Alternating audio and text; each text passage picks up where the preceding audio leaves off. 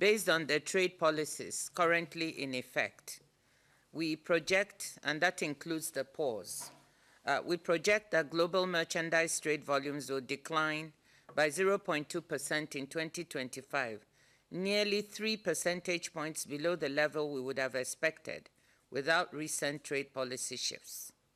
This downward revision reflects the combined impact of newly introduced tariffs and heightened uncertainty affecting trade relations with the United States.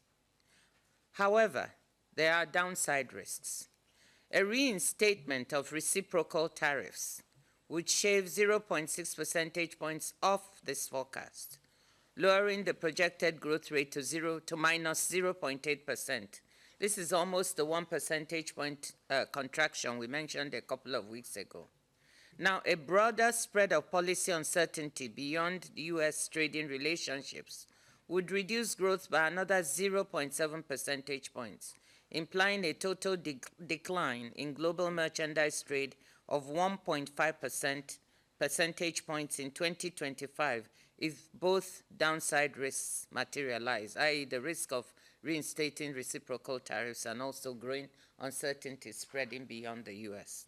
And this level of a drop in U.S.-China trade of the magnitudes we are talking about is virtually tantamount to a decoupling of the two economies. With this, whilst U.S.-China trade accounts for only around 3% of world merchandise trade, a decoupling between the two major economies could have far-reaching consequences if it were to contribute to a broader fragmentation of the global economy along geopolitical lines into two isolated blocs. The impact of recent trade policy changes varies sharply across regions. According to our forecast, North America now subtracts 1.7 percentage points from our global merchandise trade growth in 2025, turning the overall figure negative. Asia and Europe continue to contribute positively, but less than in the baseline, with Asia's contribution more than halved to 0.6 percentage points.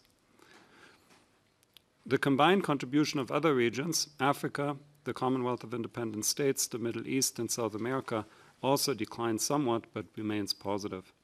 An important driving force behind these changes is the decoupling between China and the United States, resulting from tariffs that now exceed 100%. The disruption in U.S.-China trade is expected to trigger significant trade diversion, raising concerns among third markets about increased competition from China. As trade is redirected, Chinese exports are projected to rise by 4 to 9% across all regions outside North America.